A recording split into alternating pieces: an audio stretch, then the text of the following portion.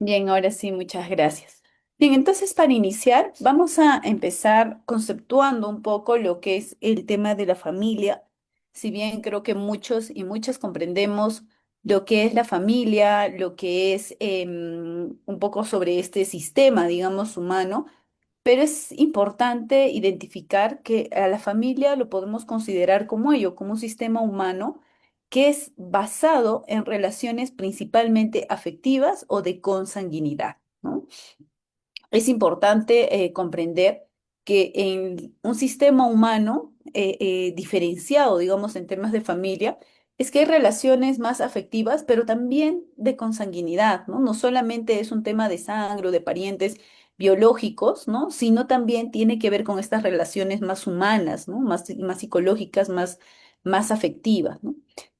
Estas relaciones van a facilitar ese desarrollo de las personas que van a conformar este sistema y hacen posible también la adquisición de determinadas estrategias de maduración íntegra del ser humano dentro y fuera del marco familiar. Cuando un ser humano nace, se encuentra ya en este primer espacio de socialización, en esta primera agrupación de su vida que se va a convertir la familia. Desde este modo, entonces, podemos considerar que la familia es este grupo primario por excelencia, no solo por su primacía, sino también por la importancia de las experiencias que se desarrollan dentro de él. Entonces, dejando un poco esta definición del concepto de familia, es innegable que el grupo familiar va a constituir el primer principal o el marco principal de desarrollo del ser humano y se erige como el primer elemento socializador de la persona, ¿no? Es el primer elemento, es el primer espacio, es el primer grupo humano donde interactuamos, donde socializamos, pero sobre todo donde aprendemos. El grupo humano integrado por diversos miembros relacionados con vínculos de afecto, de sangre o hasta de adopción, y aquí es donde vemos el tema de los vínculos más afectivos, y en el que se hace posible la maduración de la persona a través de encuentros perfectivos, contactos continuos, interacciones comunicativas, que hacen posible la adquisición de una estabilidad personal, una cohesión interna y unas posibilidades de progreso evolutivo según las necesidades profundas de cada uno de sus miembros en función a este ciclo evolutivo en el que se encuentran y acordes en el ciclo vital del propio sistema familiar que los acoge. Dicho de otra manera, dentro de un grupo familiar vamos a encontrar estos tres elementos básicos. Es un sistema, hay comunicación y hay interacción. La familia entonces, por ende, es una entidad estática, no es una entidad estática, y eso es lo valioso, digamos, que tenemos desde las ciencias sociales, y es que ningún fenómeno social es estático, todo es cambiante, todo evoluciona, todo es cambiable. Y lo mismo pasa con las familias, ya que las familias son quienes conforman en un primer lugar las sociedades, ¿no? Es por eso que una familia no es estática, no es inmutable, sino que va a permanecer en continuo proceso de transformación, ¿no? Va a ser, va a ser muy cambiante y va a tener ciertas características, ¿no? Por la misma maleabilidad de los seres humanos que lo constituye, siempre va a haber procesos de formación, ¿no? Siempre va a haber procesos cambiantes. Por los propios mecanismos internos y cambiantes que se dan dentro del sistema familiar, va a haber cambios también en las relaciones entre sus miembros.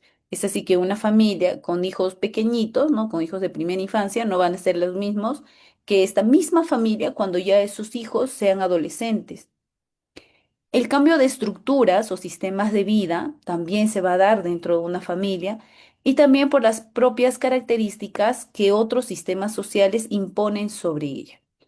Eso es también importante porque al hablar de un sistema como un grupo humano, no se habla solamente de este sistema, de este cambio interno, sino de cómo los factores externos también van a ir afectando a esta familia. Y es aquí donde vamos viendo entonces factores más sociales, como por ejemplo el sistema social, el aspecto más económico, educativo, hasta político, ¿no? Aspectos coyunturales que justamente van a afectar a la propia familia y va a mover, va a modificar este sistema que es como lo conocemos, ¿no? La familia no es sino una institución que va a compartir con otros grupos o sistemas la finalidad específica de satisfacer las necesidades del individuo, sistematizando un conjunto de pautas de comportamientos estables.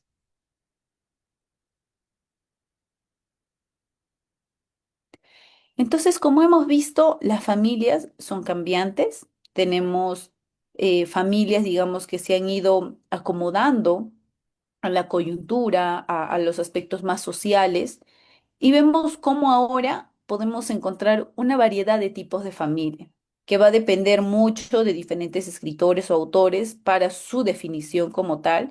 Muchos reconocen tal vez unos 5 tipos, otros más, otros por diferentes categorías, como la cantidad, digamos, de miembros o como las relaciones afectivas que comparten, ¿no? Entre otros. Sin embargo, podemos encontrar estos tipos de familia que, digamos, son reconocidas y que también son vistas, digamos, desde las diferentes sociedades, ¿no? Las familias clásicas, digamos, las familias más tradicionales que siempre hemos conocido, son las familias de origen, ¿no? O estas familias, o mejor dicho, las familias nucleares, ¿no? Estas familias nucleares que se da, digamos, la mamá, el papá y los hijos, ¿no? Esta es la familia nuclear que históricamente o tradicionalmente siempre lo hemos reconocido como tal. Pero también hay otros tipos de familia y dentro también de esta clasificación, digamos, un poco más tradicional, está también la familia extensa, que son las familias que están compuestas por integrantes fuera de mamá, papá, ¿no? Sino también puede ser los abuelos, las abuelas, los tíos, tías, primos, ¿no? Todos los que viven en este mismo hogar.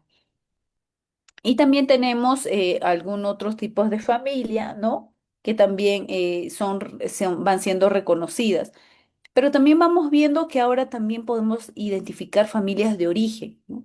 Estas familias de origen son muy trabajadas, por ejemplo, cuando actuamos en casos de situaciones de desprotección o situaciones o niños en situación de desprotección, ¿no? En las que al niño se le tiene que retirar de las familias de origen para salvaguardar su vida. Y no necesariamente la familia de origen es la familia nuclear, ¿no? Muchas familias de origen es, digamos, el niño o la niña ha estado a cargo de la mamá y el abuelo, por ejemplo. Y esta es su familia de origen. O la niña o el niño ha estado a cargo de la tía y el tío, ¿no? Y esta se conforma la familia de origen.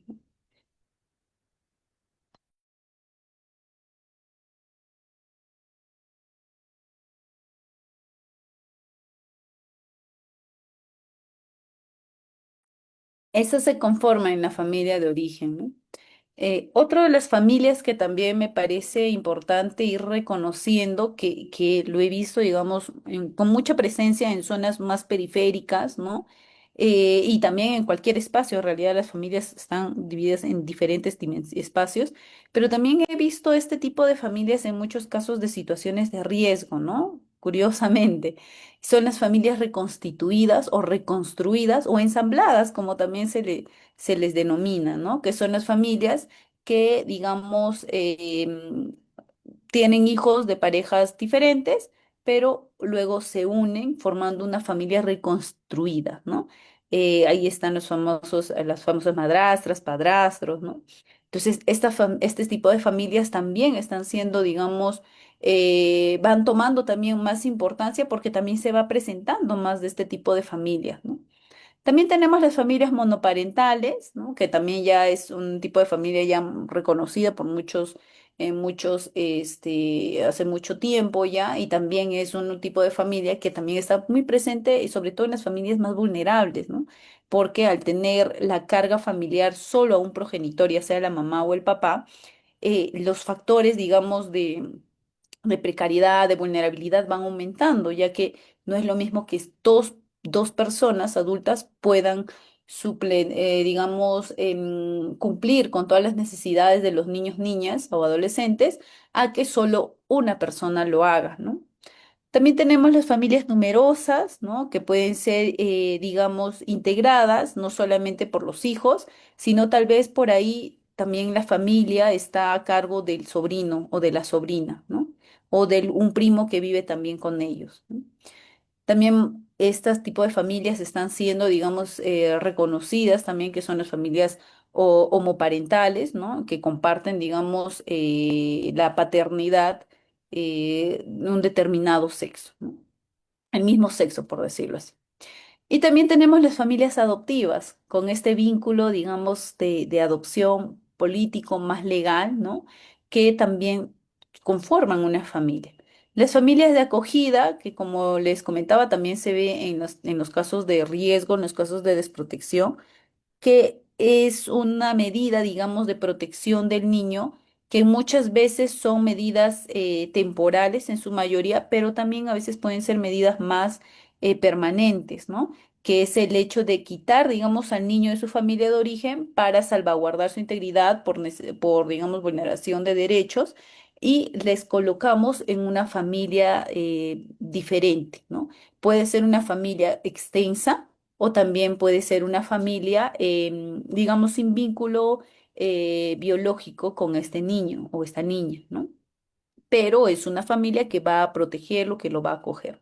Y también tenemos ahora las familias sin hijos, ¿no? Estos esposos, esposas, parejas que viven, convivientes, que comparten un mismo techo, comparten una misma olla, pero no tienen hijos. ¿No? También podemos ver.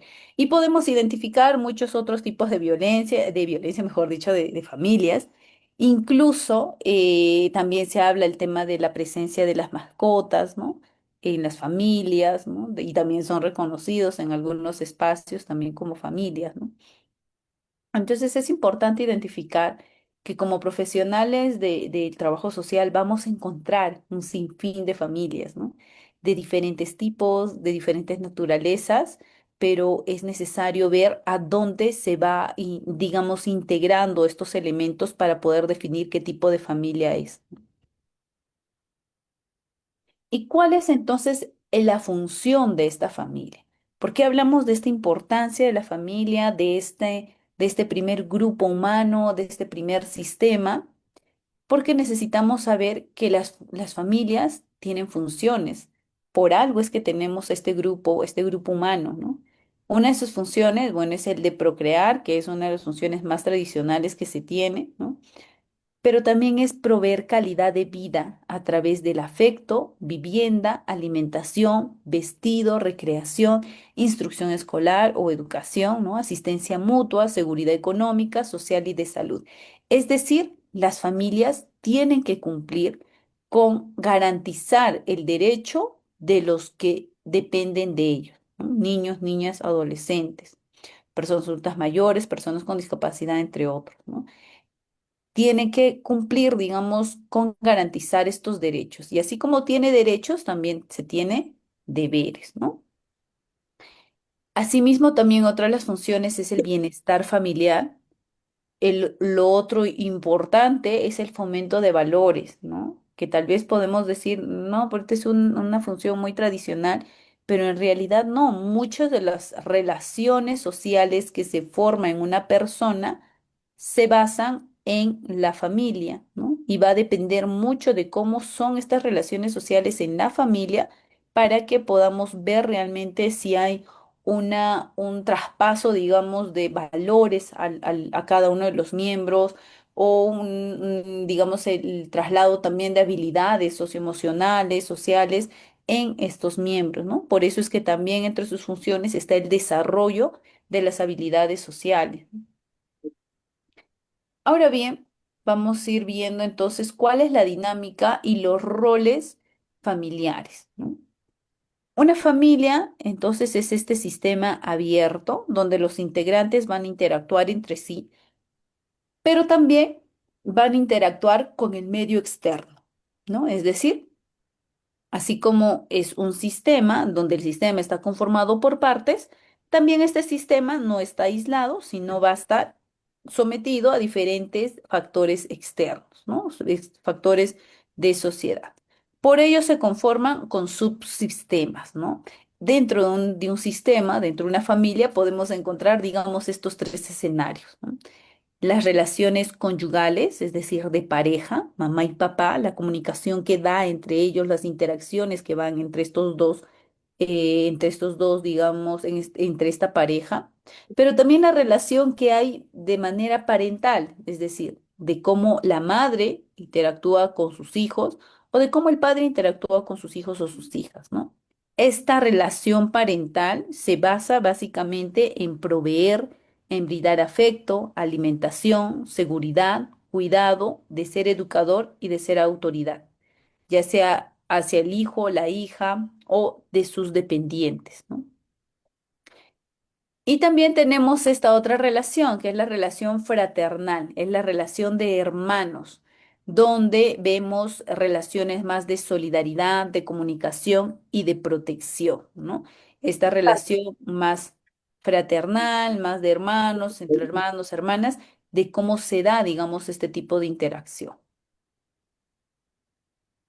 En ocasiones, entonces, aquí, ajá.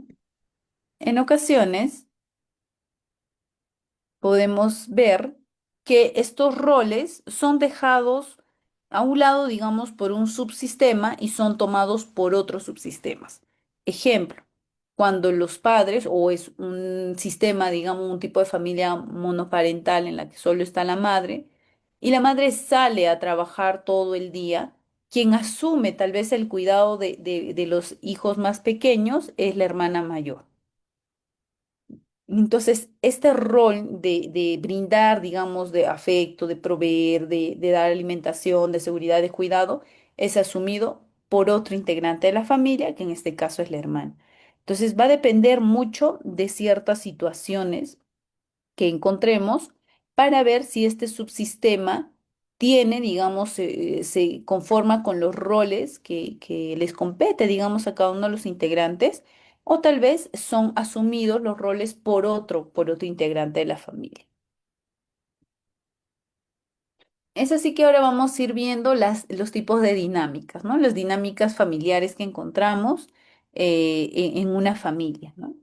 Podemos encontrar una dinámica funcional, ¿no? Es decir, las familias que satisfacen las necesidades emocionales, que permiten el crecimiento y el desarrollo de todos sus miembros, en la que sus miembros obtienen una autoestima y autonomía sólida y aprenden a socializar, en la que sus roles y límites son definidos, son compartidos, en la que los conflictos se abordan de forma constructiva, en la que la familia es flexible y se cambia también y cambia, ¿no? O se adapta a los cambios, en la que hacen planes juntos y disfrutan el compartir, ¿no?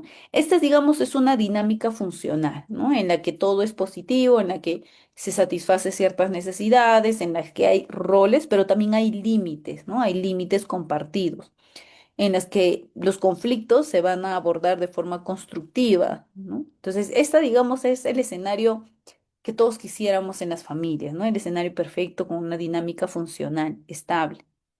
Pero también tenemos el otro tipo de dinámicas, que son las dinámicas disfuncionales, ¿no?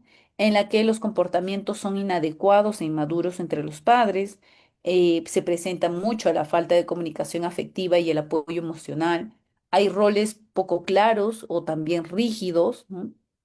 Hay conflictos permanentes, hay falta de límites saludables y de respeto mutuo. Podemos encontrar adicciones en este tipo de dinámicas, la negación de los problemas familiares. El abuso, como físicos, psicológicos o sexuales, también son, digamos, acciones digamos, situaciones que están presentes dentro de estas familias de dinámica disfuncional, ¿no? También hay padres que no cumplen con sus responsabilidades y la incapacidad para reconocer errores o asumir cambios, ¿no? Entonces vamos viendo que encontramos este tipo de acciones o de situaciones dentro de una dinámica disfuncional.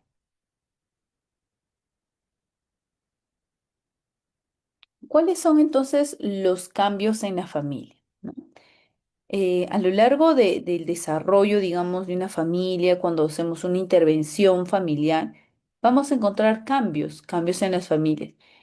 Y así como hemos visto que las familias son sistemas cambiantes, ¿no? Que van adaptándose, van evolucionando, van cambiando de acuerdo al espacio, al tiempo, eh, y bueno, espacio físico básicamente, pero también a los tiempos. Es importante ver que también encontramos cambios, digamos, más contemporáneos, ¿no?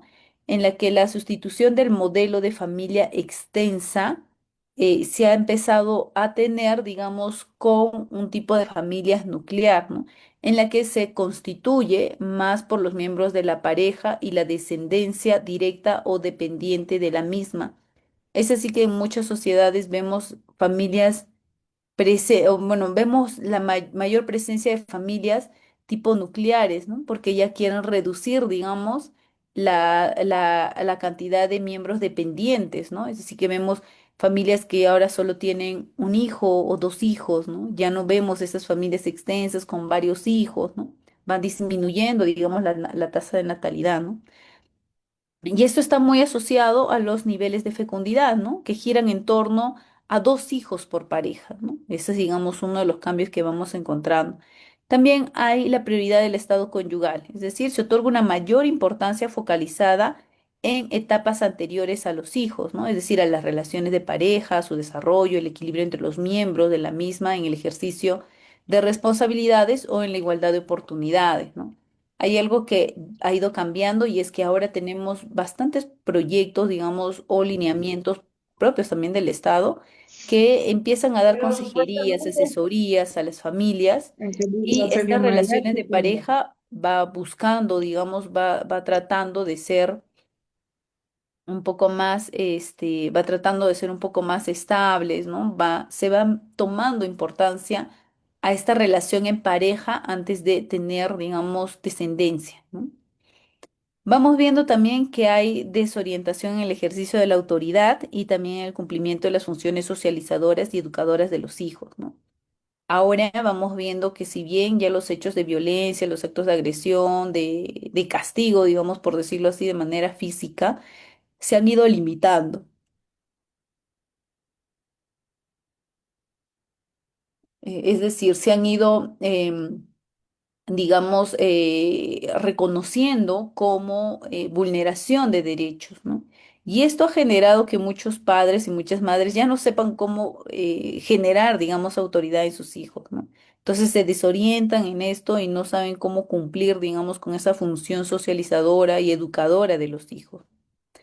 Pero también hay aumento de las rupturas matrimoniales, ¿no? Ahora encontramos casos de abandono del hogar, de separaciones, de divorcios, ¿no? Todavía encontramos este tipo de casos y creo que más bien han ido aumentando porque las familias anteriores o digamos más tradicionales tenían esta concepción de la vida en pareja para siempre, ¿no?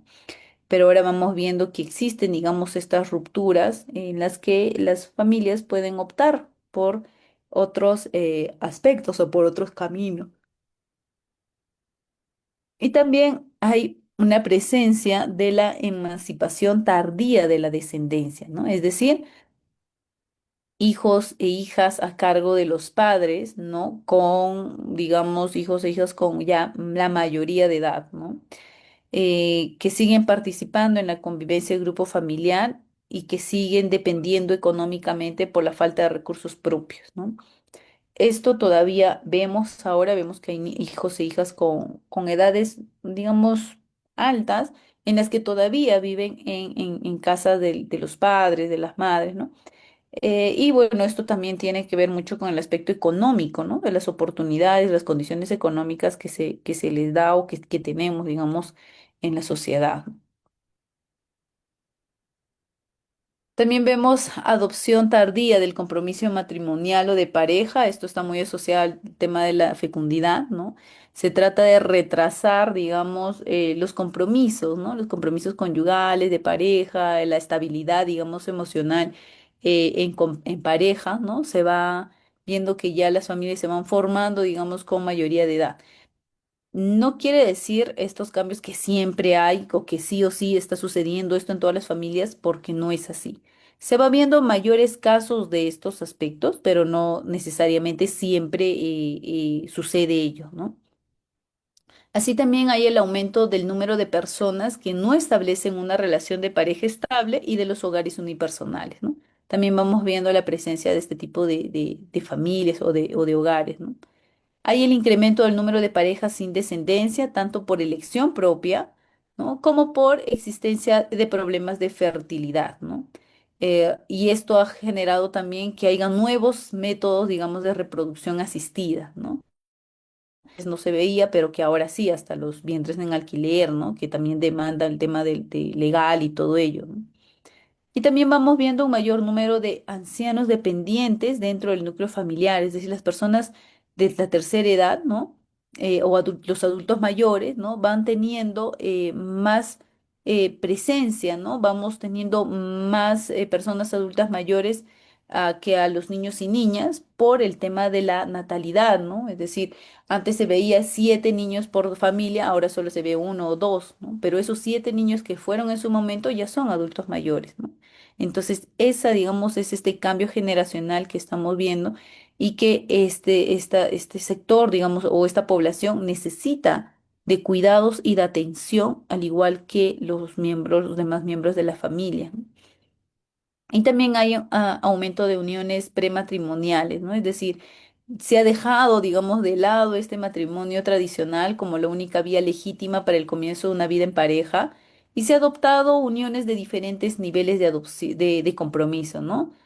Ahora son convivientes o hasta de novios, ¿no? Pueden empezar a convivir, ¿no? Es decir, ya hay otras formas, digamos, de convivencia, ¿no? Hay una convivencia previa antes de un matrimonio, ¿no? Y hay incorporación también de las mujeres al mundo laboral. Este es un hecho que determina uno de los cambios más significativos del modelo tradicional de familia, en la que el hombre asumía el papel de proveedor y la mujer asumía el papel, digamos, reproductivo, de cuidado, ¿no?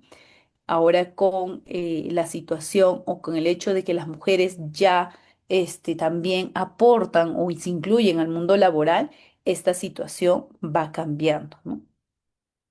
La complejidad del sistema familiar lo convierte en un ámbito susceptible de recibir orientaciones e intervención. Este entonces es un poco de las etapas del proceso metodológico del trabajo social familiar. Se ve el primero que, bueno, es básicamente muy similar a un modelo al método de intervención que tenemos desde la profesión, que es iniciar con un diagnóstico familiar, ¿no? Aquí se conocen las problemáticas sentidas y no sentidas de la familia, sus recursos, habilidades, tanto en la dimensión directa como en la indirecta. Se ve también el acuerdo en la que se espera que se pueda manifestar a través de digamos, de un cambio, ¿no? De intenciones de cambio, manifestadas por la familia al acudir a un proceso de intervención familiar. Cuando hablamos de un proceso de intervención familiar, lo que buscamos es que al después de tener claro cuáles son los problemas que se pueden cambiar, en el acuerdo se busca que las familias también asuman ese cambio, ¿no?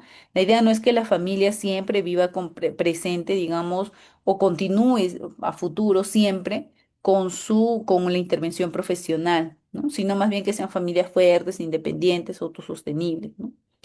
Y también vemos la etapa de la intervención familiar, en la que buscamos modificar algunas pautas disfuncionales de relación, ¿no? Tanto en su dimensión interna como en la externa. Es el principal sustento de esta intervención la relación de ayuda que se establece desde el profesional con la familia. Y finalmente vemos la etapa de la evaluación y cierre, en la que se conoce en qué medida la intervención va a contribuir o ha contribuido a mejorar una situación del problema, ¿no?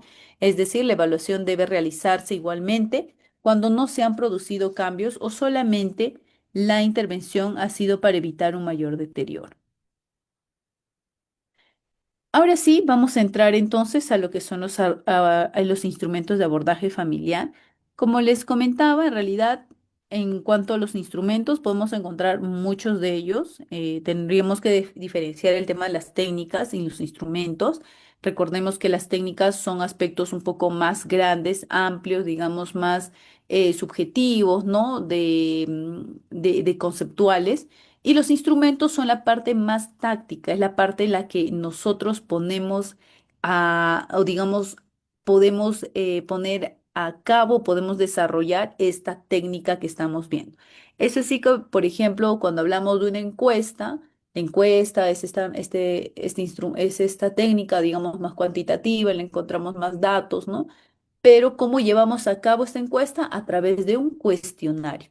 Este cuestionario se comporta o se refiere a este instrumento que es esta técnica, ¿no? Entonces, eso para poder ir identificando. Entonces, cuando hablamos también de la técnica de la observación, también podemos hablar de su técnica, que puede ser la misma observación o otros llaman también la guía de observación, ¿no? Esta observación se define como mirar minuciosamente y con detenimiento alguna situación, persona o contexto para obtener conocimiento sobre su comportamiento y características. Es decir, la observación y la técnica de la entrevista son procesos que van de la mano para la construcción de diagnósticos sociales integrales. Cuando uno hace o digamos, aplicamos diferentes instrumentos, es casi inevitable no aplicar la técnica y el instrumento de observación, ¿no? Porque es algo que lo vamos viendo, nos permite contrastar muchas veces información y vamos sacando aspectos más, digamos, más subjetivos, ¿no? A diferencia de las preguntas o las respuestas que podamos tener, ¿no? Es un examen detallado y a profundidad de una persona, de un contexto, de una situación, entre otros, para conocer sus características y cualidades y así extraer determinadas conclusiones, ¿no? La observación entonces se caracteriza por ser explorativa. Toma en cuenta la cotidianidad y el entendimiento del contexto, lo que nos permite identificar nuevos problemas, levantar información cualitativa adicional, controlar y corregir datos que han sido consignados. Otro de los instrumentos que tenemos es el registro. El registro es un que implica un conocimiento minucioso y sistemático de cómo se debe documentar la información obtenida, ¿no? Aquí se debe contener la información para garantizar veracidad de los datos recogidos. En la observación directa se puede hacer uso de grabadoras, cámaras fotográficas y diarios de notas según cada necesidad. Pero también hay instrumentos más importantes en esta técnica, que es, por ejemplo, el diario o el cuaderno de campo. Un registro puede ser, digamos, un modelo de documento escrito en la que podamos anotar diferentes aspectos importantes, pero también se puede traducir en el diario o cuaderno de campo, donde se anota, digamos, diferentes aspectos importantes, ¿no?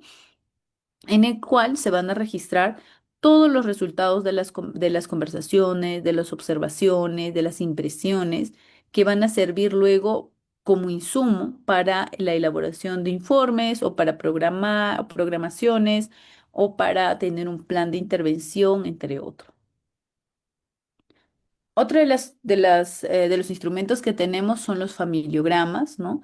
Esta es una técnica que implica el conocimiento minucioso y sistemático de cómo se debe documentar la información obtenida y cómo transmitirla para alcanzar los objetivos, ¿no? Aquí se habla de que esta técnica o este instrumento, el familiograma, debe contener información para garantizar veracidad de los datos recogidos. Asimismo, en la observación directa se puede hacer uso de grabadoras, fotografías, diarios de notas según cada necesidad. El familiograma se diferencia, o bueno, se caracteriza por las simbologías, ¿no? Las simbologías en el aspecto de las familias nos ayudan mucho a identificar qué tipo de relación familiar se encuentra dentro de los miembros o entre los miembros, ¿no? Por ejemplo, aquí son algunas de estas simbologías, en realidad no son todas, hay más simbologías, pero no vamos digamos, enfocarnos en en este instrumento, sino vamos a hablar de otros dos, que son la visita y los informes, ¿no?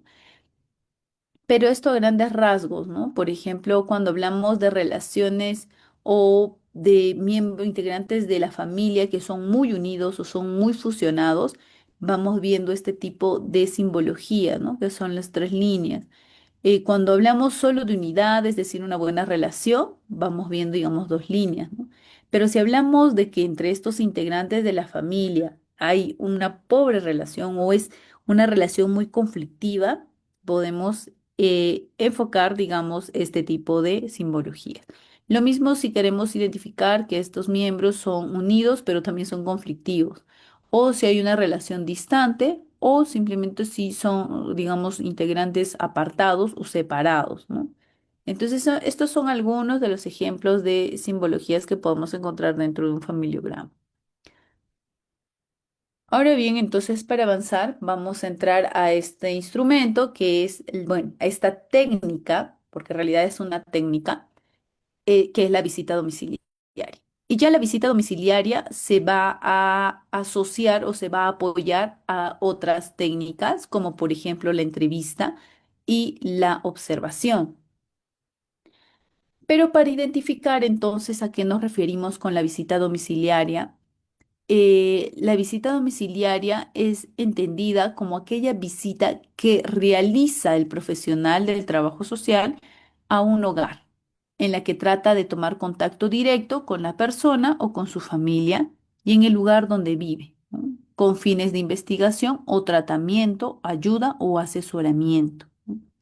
Un tipo de encuentro entre visitantes y visitados, es decir, entre profesional y los que van a hacer parte de las visitas, ¿no? La familia, por decirlo, se desarrolla en un lugar de residencia habitual de las personas visitadas, ¿no? Y aquí se va a enmarcar dentro de las interacciones cotidianas propias de las relaciones sociales. Esa es, digamos, la riqueza de la visita domiciliaria. Este encuentro se va a realizar en el espacio físico donde suele realizarse sus actividades cotidianas de la familia, de todos los integrantes de la familia. Este es pues el hogar, ¿no?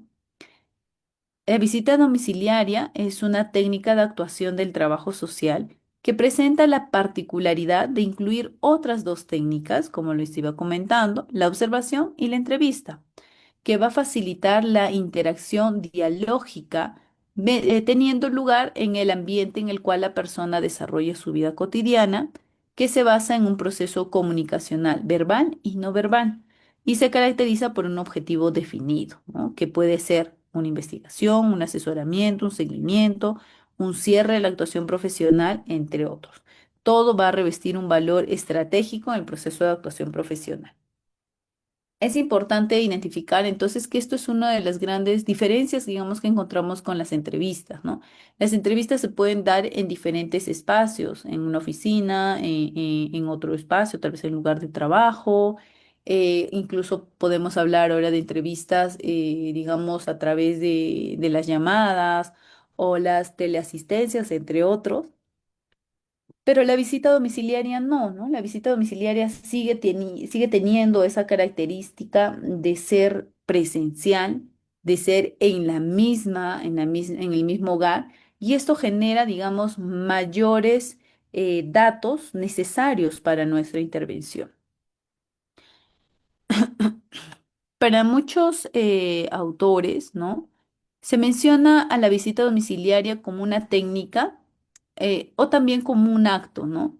Como un acto se podría, digamos, tender a desdibujar el requisito de la experticia profesional.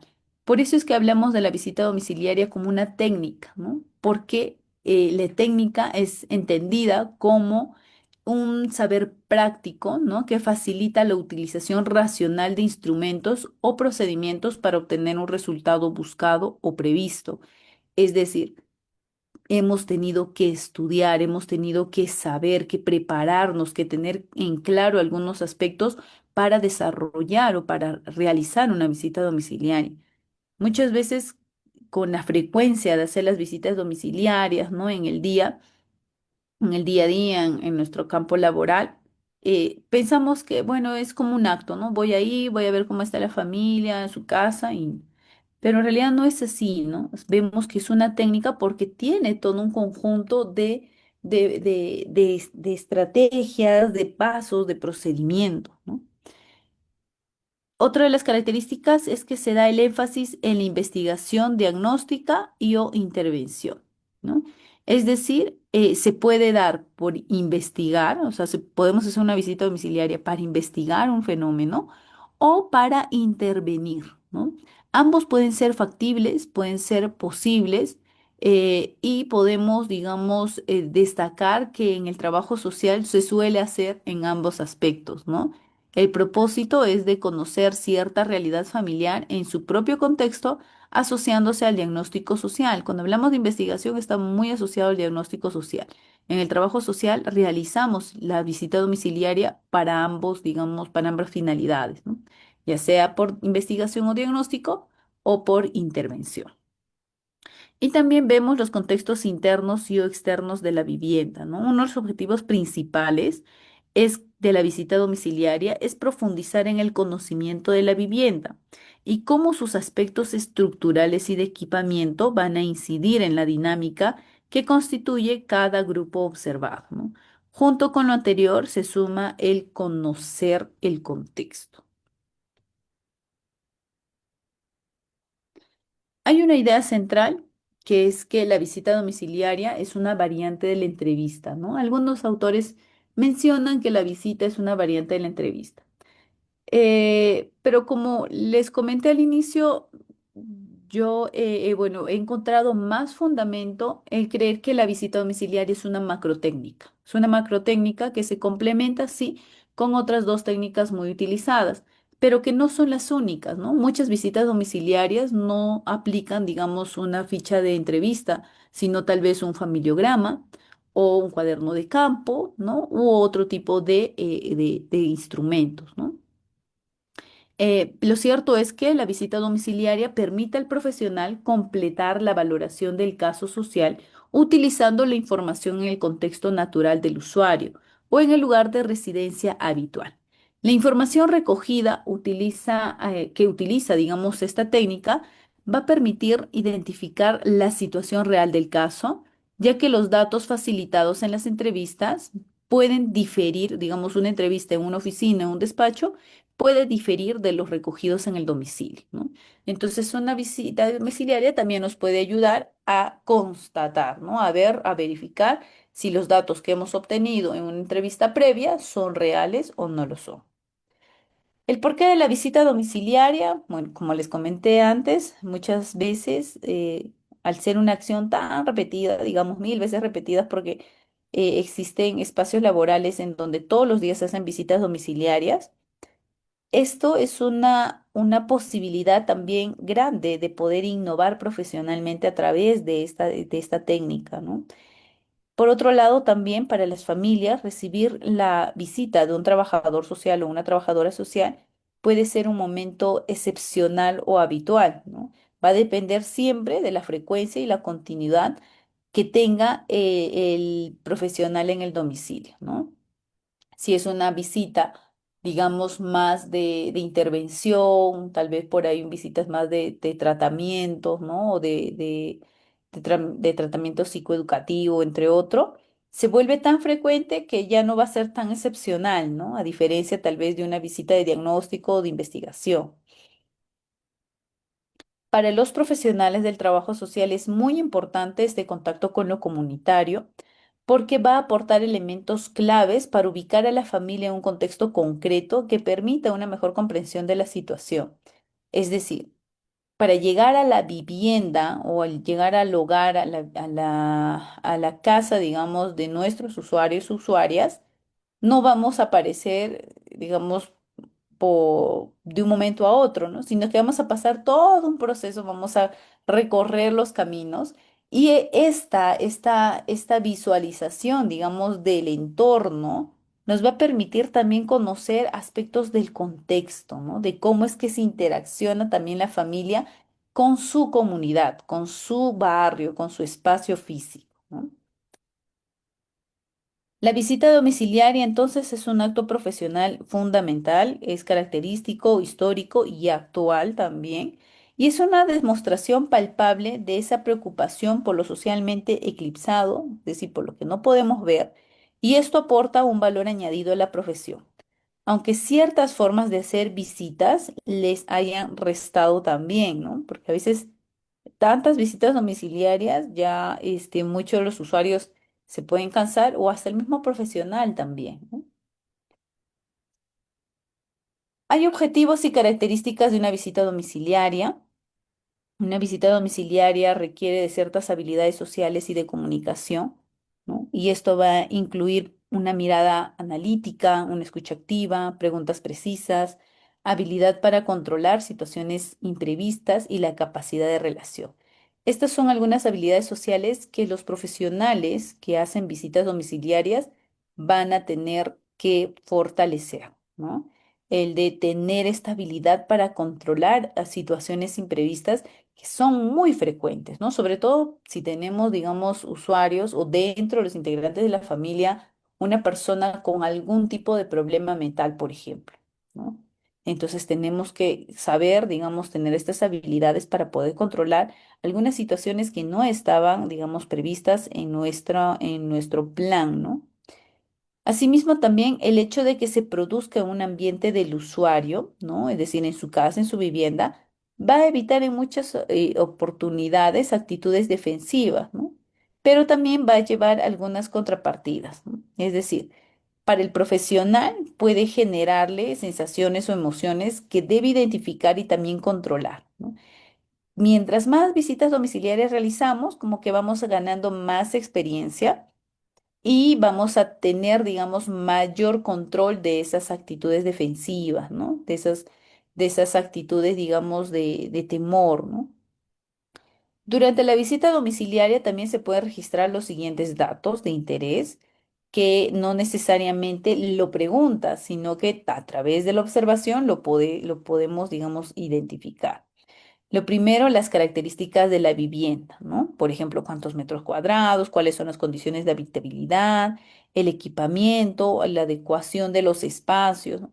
Podemos ver también la organización doméstica, ¿no? La limpieza, el orden, la salubridad, los hábitos higiénicos, sanitarios y de alimentación, las conductas y comportamientos de la familia, las normas, pautas, roles de funcionamiento, interacción y comunicación entre los miembros, los datos relativos al medio social y las relaciones con el exterior y el estilo de vida, ¿no? Algunos aspectos importantes que podemos identificar a través de la visita domiciliaria. Es importante entonces recordar que cuando hacemos una visita domiciliaria se hace previamente fijando un objetivo, ¿no? Si bien puede ser este objetivo de diagnóstico, de investigación, de asesoramiento, de seguimiento o hasta de cierre de actuación profesional, pero lo importante es ver para qué estamos haciendo la visita domiciliaria. Y así como necesitamos un objetivo, también vamos a necesitar una planificación, ¿no? La planificación previa para delimitar el desarrollo de la misma, en la que se debería elegir el momento adecuado para realizarlo.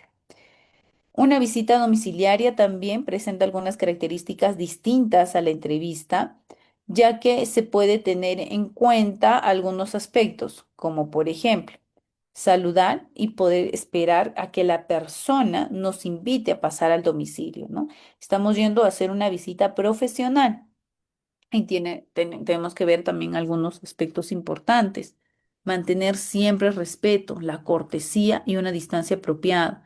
No confundir una visita domiciliaria con una visita amistosa, ¿no? O una persona conocida, porque es una entrevista profesional. Lo que se recomienda también es que sea el usuario quien guíe, digamos, al profesional por la casa, ¿no? En un primer momento. El usuario también tiene que decidir el lugar de la casa en donde va a realizar, digamos, la entrevista. Y bueno, también podemos ver que hay tipos de visitas domiciliarias, ¿no? Hay visitas más asistenciales en las que se caracteriza por tener, digamos, por lograr este nexo entre las expectativas y las necesidades de un grupo familiar y los recursos de una determinada institución. ¿Cuál es su ventaja? Que va a reafirmar el rol asistencial y va a fijarse en la satisfacción de necesidades básicas.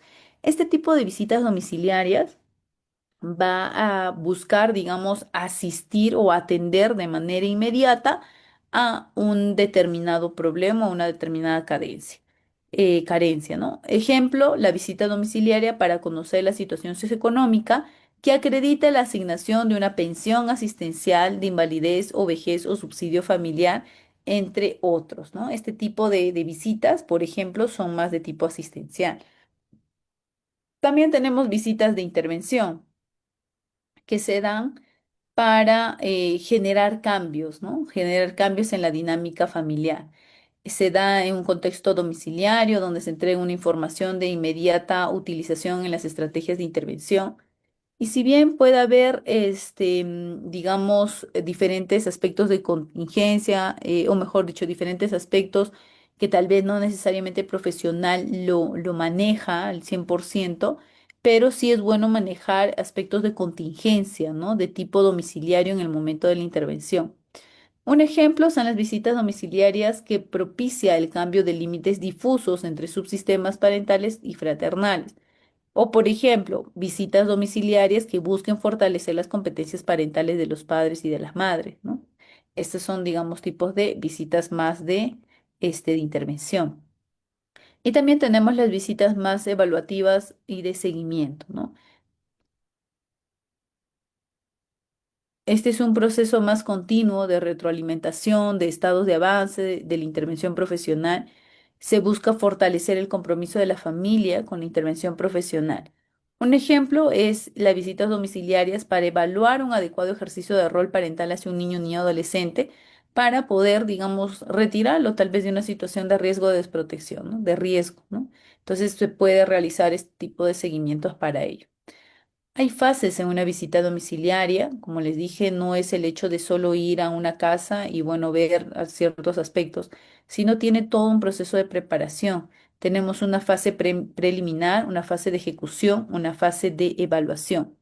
En la fase preliminar, básicamente es la realización de la visita domiciliaria de inicio, ¿no? Es decir, vamos a tener que prepararnos para ir a hacer esta visita domiciliaria. Podemos ir teniendo información básica como los antecedentes generales del caso, antecedentes del grupo familiar, el domicilio, el teléfono, los horarios de ubicación de la familia, pero también podemos ir teniendo, digamos, información avanzada. Por ahí nos ha llegado un informe social y estamos yendo a contrastar, ¿no? Podemos conocer, digamos, algunos aspectos biopsicosociales recogidos por algún equipo, ¿no? Interdisciplinario, principales problemas vigentes, una historia del grupo familiar y el análisis de factibilidad de intervención con el equipo interdisciplinario, ¿no? En la fase de ejecución ya vamos a incluir desde el egreso a la institución en dirección al domicilio, ¿no? Todo esto incluye también la observación de la ruta del acceso. Podemos encontrar la subfase social, donde se ve el tema de los saludos iniciales, la presentación, ¿no? La contextualización de la visita. También tenemos la fase profesional, que es el de compartir objetivos de la visita, de transmitir, digamos, para qué estamos yendo a hacer una visita domiciliaria, escuchar la opinión de la familia, desarrollar el objetivo de la investigación y la retroalimentación con respecto a la intervención. Y tenemos la subfase de cierre, ¿no? Compartir proyecciones, días de atención, fechas de encuentro, resultados esperados, ¿no? Comentarios de cotidianidad respecto al contexto o a la dinámica familiar y agradecimientos y despedida, ¿no? Esa es la subfase, digamos, de cierre. Y en la fase de evaluación podemos identificar aspectos, digamos, a través de la sistematización, ¿no? Aquí podemos empezar a ver registro de la visita, el intercambio de resultados con el equipo interdisciplinario, si es el caso, si vamos con otros compañeros, ¿no? Otras personas, digamos, otros profesionales, parte del equipo. Y también la evaluación de las proyecciones de la intervención. Acá podemos ver, digamos, un bosquejo de qué o cómo podríamos intervenir con esta familia, ¿no? Ese es como que un adelanto, esa es la etapa de la evaluación. Hay instrumentos de registro, como les comenté al inicio, se puede apoyar mucho en lo que es la entrevista y la observación. Ambos son, digamos, protagonistas en lo que es una visita domiciliaria. Y bueno, ahora vamos a entrar a lo que es el informe social, ¿no? El informe social es el producto del proceso de diagnóstico, ¿no? Se va a destinar a dar cuenta de la situación de vida de una persona, de un grupo o de una familia, ¿no? En un determinado tiempo y en un lugar determinado. Es decir, el informe social no va a ser el mismo, si bien es el mismo de la familia, no va a ser el mismo informe al inicio de la actuación como al final de la actuación o en el seguimiento de la actuación, ¿no? Va a ser diferente porque un informe social va a estar determinado por el tiempo y por el lugar, ¿no? Desde una perspectiva profesional, los informes son la intervención profesional documentada en un ámbito particular y en un tiempo social e históricamente determinado. Es decir, van a implicar el comienzo de una construcción teórica metodológica. El informe social, entonces, es el dictamen técnico que sirve de instrumento documental y que elabora y firma con carácter exclusivo el trabajador social. Este es uno de los documentos, digamos, o los instrumentos documentados o documentales exclusivos de la profesión, porque para que tenga la validez de un informe social, tiene que ser firmado por un profesional del trabajo social acreditado y habilitado, colegiado, ¿no? Antes de contar, digamos, además de contar con esta herramienta, también podemos utilizar el diagnóstico como un medio de diagnóstico, mejor dicho, podemos utilizar al informe como un medio de diagnóstico y también como una forma o un medio para intervenir, ¿no? Es decir, podemos sacar información aquí para elaborar una ficha social, para tener una valoración social, ¿no? O un proyecto de intervención social. Para Anderej, uno de los más grandes, digamos, representantes de la carrera, el informe social es una herramienta de comunicación y es un instrumento también para fundamentar la toma de decisiones, ¿no? Necesitamos un documento sólido que justifique nuestra intervención, que justifique nuestro accionar, y eso muchas veces recae en el informe social. Entonces se dice que para que un informe social sea reconocido como tal, tiene que tener tres características principales. Primero, que es una herramienta exclusiva del trabajo social, es decir, que se requiere, digamos, de una cuenta de una serie de datos respecto a los usuarios de atención con un fin específico, ¿no? Asimismo, también que es un documento técnico, ¿no? Es un documento técnico ya que se cuenta con una serie de competencias, conocimientos teóricos y epistemológicos y un título que acredite a un profesional del trabajo social, porque un profesional de trabajo social ha tenido que estudiar para realizar este documento, ¿no? Y finalmente es un documento escrito. Sí o sí tiene que ser escrito. Si no es escrito, bueno, estaríamos hablando tal vez de otro tipo de instrumento, ¿no? ¿Cuál es el objetivo y su finalidad? El objetivo es que se pretende atender una demanda que pueda llegar a la entidad de servicios sociales de diferentes formas, ¿no? Es decir, cuando vamos a hacer un informe social es para lograr hacer algo, ¿no? Puede ser una demanda o puede ser por un diagnóstico o para una futura intervención, ¿no?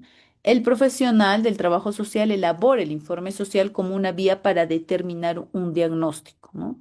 Que le permite formular una hipótesis para poder intervenir en la situación de forma eficaz y completa.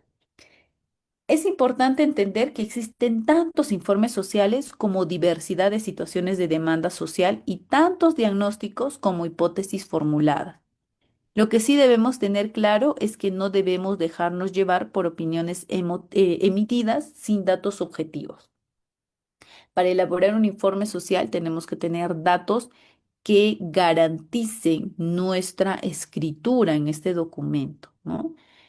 Y no hay una mirada o digamos, o no hay una estructura que no es cambiante, ¿no? Todos los informes sociales pueden cambiar según el objetivo, según incluso los lineamientos de las propias instituciones u organizaciones donde elaboramos, ¿no?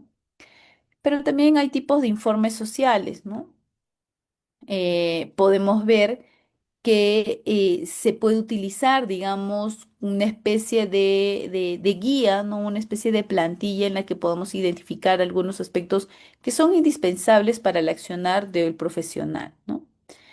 Y por eso es que si bien no tenemos un modelo estandarizado, pero sí se trata de considerar algunos aspectos importantes, ¿no? Hay tipos de informes sociales, por ejemplo, informes de gestión de recursos o informes de solicitudes de ayuda, ¿no? Pueden ser informes más económicos o podemos buscar, digamos, informes que busquen, ¿no? Solicitudes más específicas, como por ejemplo becas, aparatos ortopédicos, entre otros.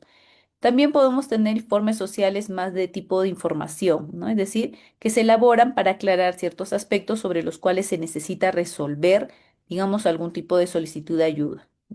También hay informes de transferencia de caso derivación, ¿no? Cuando no es una competencia o no se puede desarrollar de acuerdo al diagnóstico que hemos hecho y es necesario derivar, ¿no? Derivar y trabajar con otras profesiones o con otras instituciones para poder atender este caso, ¿no? Suele ser cuando son casos muy complejos o cuando hay, digamos, relaciones de por medio, ¿no? Puede ser tal vez un caso más de familiar, ¿no? O amistoso y es necesario tal vez derivar para garantizar la neutralidad. Y también hay informes de evaluación informes de evaluación o de cierre de casos, ¿no? Es decir, este tipo de informes, ¿no? Van a traer en cuenta en qué momento se puede cerrar o culminar con una intervención profesional, ¿no? Para esto, por lo general, se deriva a instituciones superiores, ¿no? Que exigen informes de seguimiento por diferentes motivos. ¿Cuáles son las acciones para un informe social? Primero hay que ver el tema de la gestión de los recursos, ¿no? Porque también implica también un gasto para poder ir a las visitas domiciliarias, ¿no? No solamente ellos, sino también recursos humanos, ¿no? Es necesario ir solos, acompañados, podemos ir con algún otro acompañante, algún colega, ¿no? También se ve el tema de la derivación o articulación institucional si encontramos un caso muy complejo, como lo íbamos mencionando. La supervisión, la entrevista, la visita domiciliaria y el registro. Para elaborar un informe social, entonces, previo a ello, tenemos que tener claro que este documento va a ser el reflejo de la información que vamos a encontrar, ¿no? Va a ser el reflejo de la investigación que estamos llevando a cabo. Y hay aspectos relevantes para la elaboración de un informe social, ¿no? Tenemos que tener una redacción clara y precisa, ¿no? Tenemos que presentar la información de manera lógica y coherente, no entregar detalles del proceso de intervención en sí mismo, sino, bueno, salvo fuera necesario, ¿no? Tenemos que ver también la opinión del profesional que debe basarse únicamente en información entregada en el informe social y no sobre otros aspectos, ¿no? Ya sea por prejuicios u otros. El informe social siempre tiene que estar firmado por el profesional del trabajo social que lo firma o que lo envía, que lo ha escrito, ¿no? Si alguna institución o organización cuenta con un informe tipo, es decir, con una estructura, ¿no? Podemos ajustar, digamos, nuestro informe social a esa estructura, ¿no? Por el derecho al secreto profesional también, este debe tener un pleno conocimiento de los datos personales que se entregan en el informe social, ¿no? Para poder evitar también el tema de la ética, ¿no? Para garantizar la ética profesional también. Hay algunos componentes del informe social que sí tienen que ser considerados, por ejemplo, la introducción, es decir, el saludo, la presentación formal, el motivo, en la que se especifica de manera concreta la petición, si es una solicitud de ayuda económica o por qué se está realizando este informe. Los datos de identificación, ¿no? Que son los datos generales, tanto de la institución o como también de nuestro usuario o nuestra usuaria. ¿Por qué se está desarrollando? Puede ser aquí, por ejemplo, podemos ver un tema tal vez de motivo de transferencia o de cierre. También se ve el tema de la situación familiar, ¿no? La situación social, que es el aspecto más del entorno familiar, ¿no? La relación con la comunidad, cómo el ambiente influye en el individuo, las habilidades comunicacionales, entre otros. La situación económica, profesión u oficio, ¿no? Que son los ingresos económicos, básicamente el grupo familiar, la vivienda y condiciones ambientales, ¿no? Que es la parte más física donde habita, la salud, que son los datos relevantes en cuanto al ámbito físico, como cuestiones de salud mental, entre otros. El diagnóstico social, que es la interpretación hecha sobre la base de los datos significativos recopilados, ¿no? ¿Qué es lo que hemos encontrado? ¿Cuáles han sido los principales factores, los principales problemas que hemos identificado?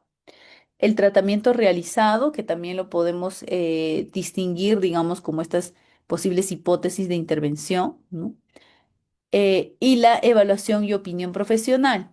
Este aspecto se considera el punto más relevante del documento, ya que esta parte es donde el profesional se otorga o le otorga la particularidad a la que tanto se le ha hecho referencia a este informe. En este sentido, la opinión que emite el profesional no debe ser meramente analítico o descriptivo, sino que además debe contener observaciones, sugerencias y propuestas, ¿no? Ya que su fundamento es la acción a partir de focalizar la relación sustantiva del problema que hemos encontrado, ¿no? Es decir, a base de todo lo que se ha encontrado, a base de todo el estudio que se ha hecho, vamos a dar nuestra opinión profesional, que es lo mejor, digamos, que podemos sugerir para nuestros usuarios o nuestras usuarias.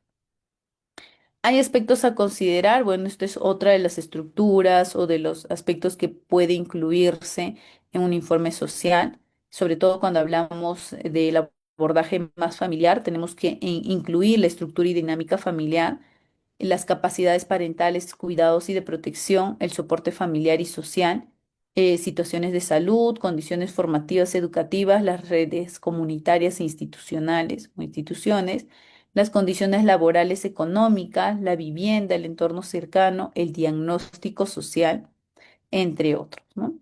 Finalmente, también les puedo dejar en las diapositivas algunos otros ejemplos de informes sociales. Este también es otro modelo, digamos, de informe social que podemos encontrar, ¿no?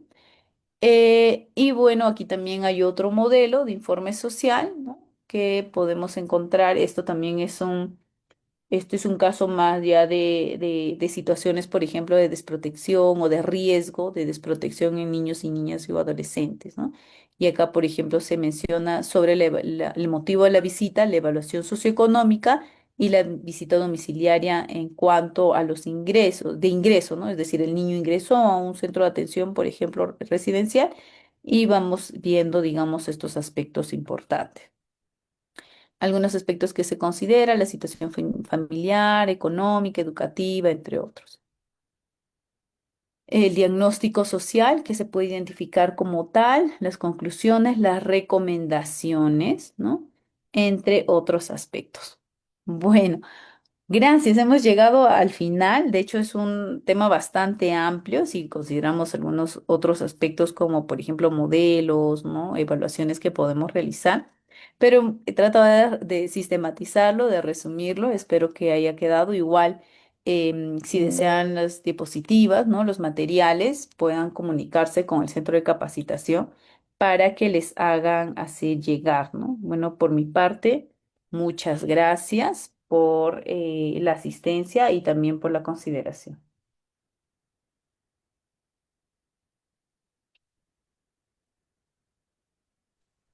Muchas gracias, licenciada, por la disertación. Por otro lado, quisiera hacer una consulta. Licenciada, buenas noches. Sí, sí, sí, buenas noches. Sí, dígame, justo ahorita estoy leyendo algunos mensajitos al chat. A ver, vamos a considerar, me han pedido. Sí, dígame, colega, sí, le escucho. Sí, en relación a lo que es la visita domiciliaria, para hacer una visita domiciliaria, ¿cuál es o qué es lo primero que se debe hacer al momento de efectuarla?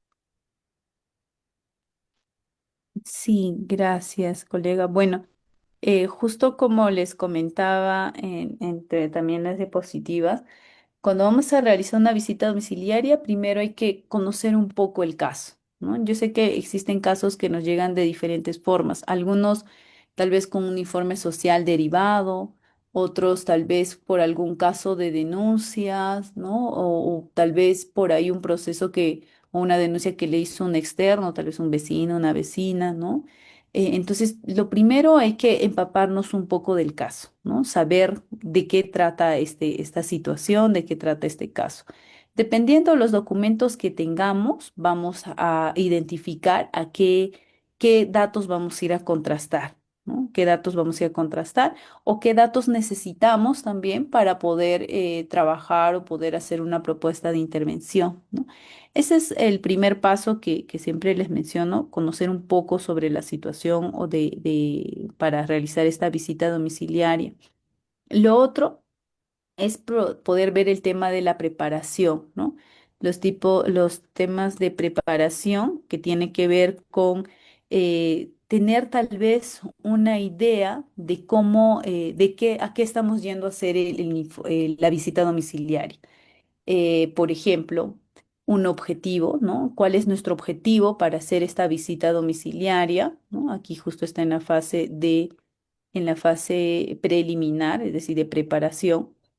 Tener claro para qué estamos haciendo una visita domiciliaria, es decir, cuál es nuestro objetivo. Estamos yendo a hacer un diagnóstico, a hacer una intervención, a hacer una evaluación, ¿no? ¿A qué estamos yendo a hacer esta visita domiciliaria? Entonces tenemos que tener claro cuál es nuestro objetivo, nuestra finalidad, ¿no?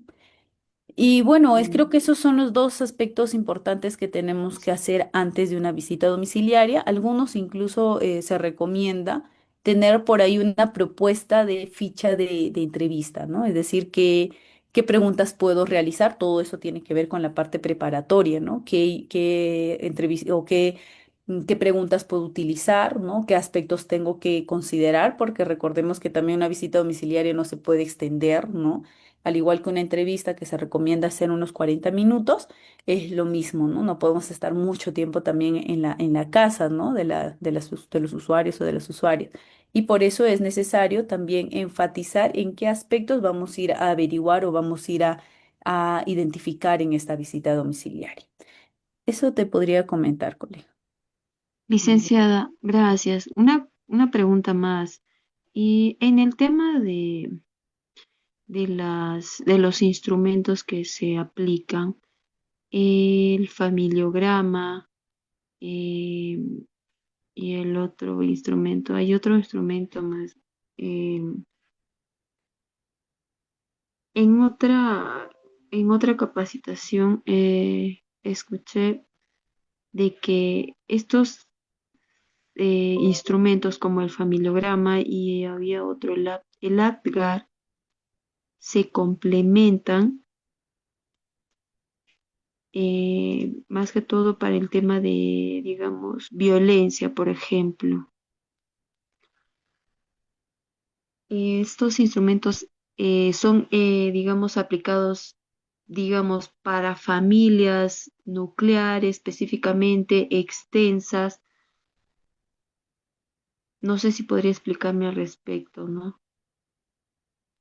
Bueno, O sea, como sí, colega, como les comenté al inicio, en realidad el abordaje familiar se puede Ujú. realizar desde diferentes instrumentos, ¿no? Va a depender mucho del caso, del espacio también donde intervenimos, ¿no? No es lo mismo intervenir, porque conozco también instituciones que trabajan desde las oficinas, ¿no? Desde los despachos para atender a las familias, pero otras que también salen a campo, ¿no? Es decir, van a las visitas domiciliarias y pueden identificar ahí los aspectos importantes de la familia.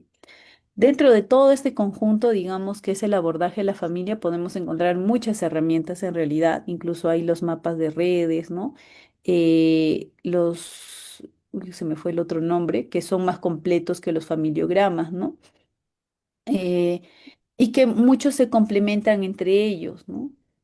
Sin embargo, creo que las dos herramientas, o no, sobre todo el tema de la visita, es uno de los más completos, diría yo, ¿no? Porque es una técnica en la que podamos usar otras más, en la que dentro de esta técnica podemos usar otras más. Por ejemplo, en una visita domiciliaria podemos aplicar un familiograma, podemos aplicar un mapa de redes, ¿no?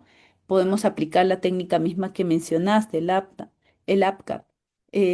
Podemos aplicar hasta grupos focales, historias de vida, podemos aplicar en realidad muchas otras técnicas que nos ayudan justamente a descubrir la dinámica de la familia, ¿no? Eso es sobre todo la idea, la dinámica de la familia. ¿Con qué técnica te puedes familiarizar más? Creo que eso es más bien la situación, ¿no? Es decir, eso es creo lo principal, ¿no?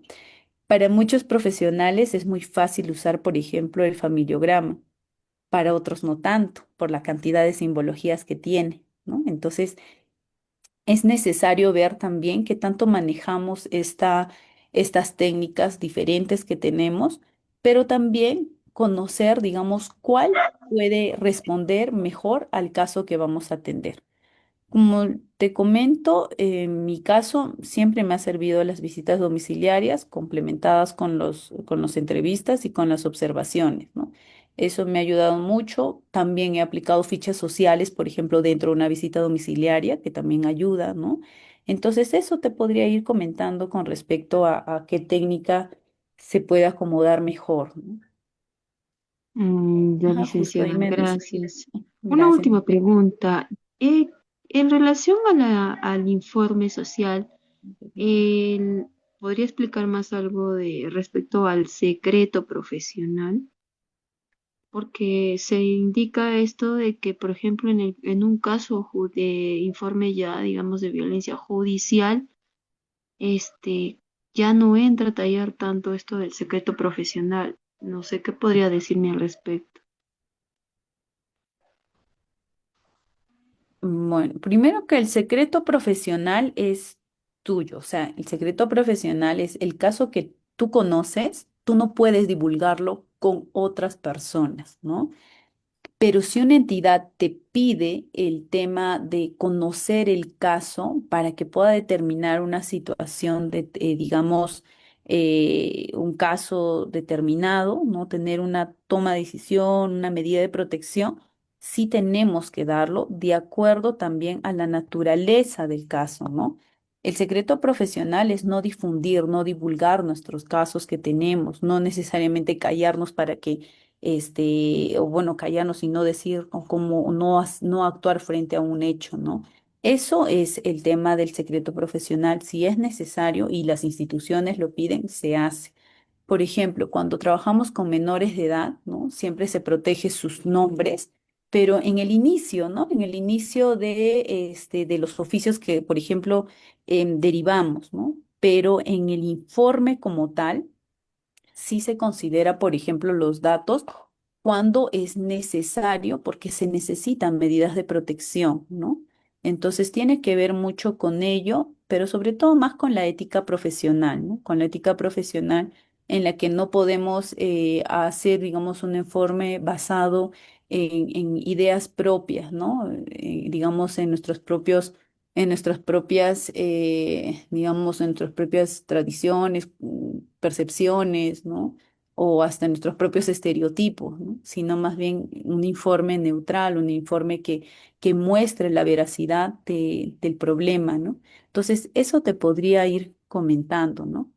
Con respecto a lo que menciona Judith, sí es cierto, justo como les mencionaba, de hecho los tipos de familia son amplios, ¿no? Hay muchos autores que mencionan por el número de integrantes, hay otros que mencionan por el tipo de relación, ¿no? Entre otros, digamos, aspectos, ¿no? Voy a tomar, sí, la sugerencia, les voy a citar ahí el autor, sobre todo cuando he mostrado estos tipos de familia. Son los tipos de familia con los que trabajamos con casos de situaciones de niños, niñas y adolescentes. Bueno, yo trabajo con niños, niñas, adolescentes y desde ahí les puedo ir compartiendo, digamos, estos tipos de familia con las que trabajamos desde la organización en la que yo laboro, ¿no? Por eso es que no consideré, digamos, este autor, ¿no? En algunos casos tenemos un formato de visita. Sí, hay muchas instituciones que tienen sus propios documentos, digamos, institucionales, porque se trata de estandarizar, ¿no? Por ejemplo, las acciones que realiza el Ministerio de la Mujer tiene también sus propios, digamos, formatos, ¿no? Porque tratan de unificar, digamos, la intervención que hay a nivel nacional, ¿no? Porque también es toda una intervención, digamos, más amplia en la que se trata de unificar, digamos, este tipo de intervenciones, ¿no? Bueno, con respecto también a lo que dice Judith, sí es algo que siempre nos hemos planteado, ¿no? Tal vez tratar de unificar algunos informes sociales o fichas de visitas domiciliarias, incluso de unificar tal vez fichas socioeconómicas, ¿no? Hace poco también compartí un espacio con colegas en la que hablábamos sobre las fichas socioeconómicas y decían que tendríamos que tener un formato estandarizado en la que podamos clasificar si esta familia está en una situación de pobreza o no, ¿no? Y sí, realmente nos falta bastante en ese aspecto. Sin embargo, también por otro lado, eso creo que es una de las riquezas que tiene nuestra profesión, que es el hecho de poder adaptar nuestras herramientas a los casos con los que trabajamos, ¿no? Eso es una de las libertades que tenemos, pero también una de las grandes, digamos, debilidades, ya que cada uno va trabajando, digamos, por su lado, de acuerdo a los aspectos que consideramos, ¿no?